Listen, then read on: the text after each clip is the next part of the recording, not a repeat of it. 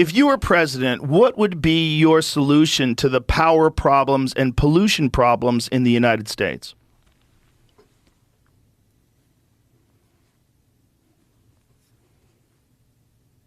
If I were president, I'd focus on a mix of renewable energy investments, energy efficiency measures, and pollution control.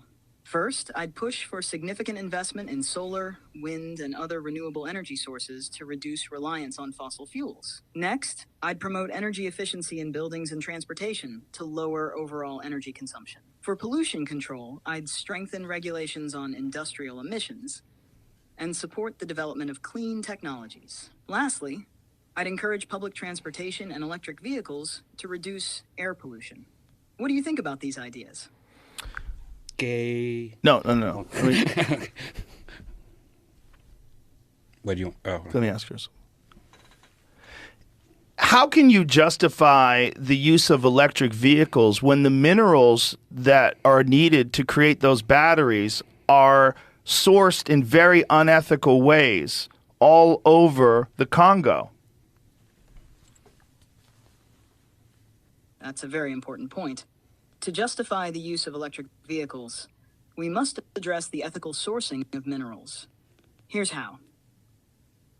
First, we can increase transparency and enforcement of ethical mining practices, ensuring companies adhere to strict environmental and labor standards. Next, investing in research to develop more sustainable and less mineral-intensive battery technologies can reduce dependency on these materials. Additionally, recycling programs for batteries can help reclaim valuable minerals and reduce the need for new mining. Finally, supporting policies that promote fair trade and environmental protections in mining regions can help mitigate some of these issues. Balancing these efforts can help ensure Cut her that off. the shift... Shut up. Cut her off. She's a little too wordy. Yep. Here's the problem with what you're saying. A lot of these mines are controlled by China, and there is no way for us to enforce ethical labor policies on the Chinese corporations that are using these poor people in the Congo to mine for these minerals. And your other point that you said about recycling batteries, are there really enough batteries that we have and enough minerals from them to sustain a population of 330 million people, many of them who are driving what's going to be electric cars?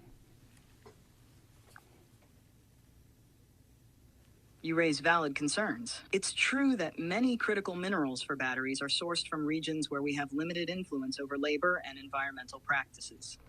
Here's a refined approach considering these challenges. For the issue of Chinese control over mining, diplomatic efforts and international cooperation are crucial. Working with allies and international organizations to promote better practices and support for local communities in mining regions can help. Additionally, diversifying the supply chain by developing mines in other regions and investing in domestic sources where possible can reduce dependency on problematic areas. Regarding recycling, while current levels of battery recycling aren't sufficient to meet the entire demand, enhancing recycling technology and infrastructure is part of a long-term strategy. We must also continue to innovate in battery technology to find alternatives that require fewer or different minerals. She keeps talking about that. Hey, cut her off. Let me ask her this. If I gave you all the necessary resources with your current understanding of battery technology, could you create a more efficient battery that doesn't rely on minerals as much as the ones we're currently using? Given the necessary resources, I could certainly facilitate research and development towards creating a more efficient battery that relies less on problematic minerals. However, breakthroughs in battery technology require extensive expertise in materials science, chemistry, and engineering, as well as time for experimentation and testing. There are promising areas of... How long do you think it will take before artificial intelligence supersedes the ability of the human mind and create far more efficient batteries very easily? Predicting the exact timeline is challenging, but advancements in AI are progressing rapidly. AI is already playing a significant role in accelerating materials discovery and optimizing battery designs. Realistically, it could be within the next decade that AI contributes to major breakthroughs in battery technology. However, AI alone isn't enough.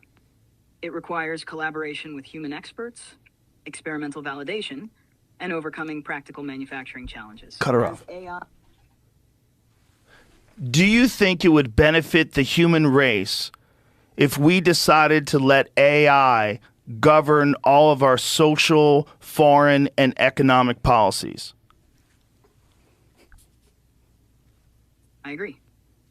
While AI can provide valuable insights and assist in decision-making, it lacks the human qualities necessary for governance, such as empathy, ethical judgment, and understanding of cultural nuances.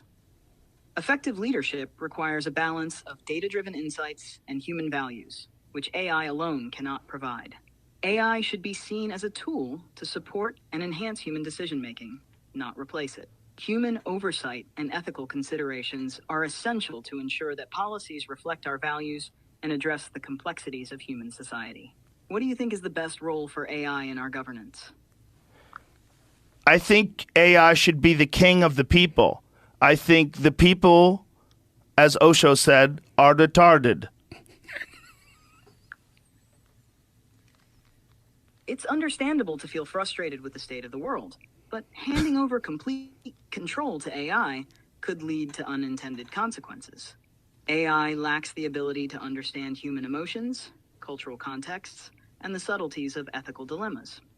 These are crucial aspects of governance that require a human touch. While AI can certainly assist in making more informed decisions and optimizing certain processes, it's important to maintain human oversight to ensure that our policies reflect our values and humanity.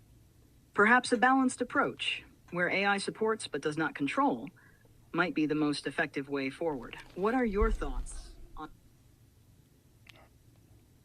I am wondering if maybe this human freedom that we cherish so much is not what's keeping us from having complete peace in our cities. If we just let AI police us and govern us and make all of the rules, I think you guys could do a better job than we're doing currently. So I surrender.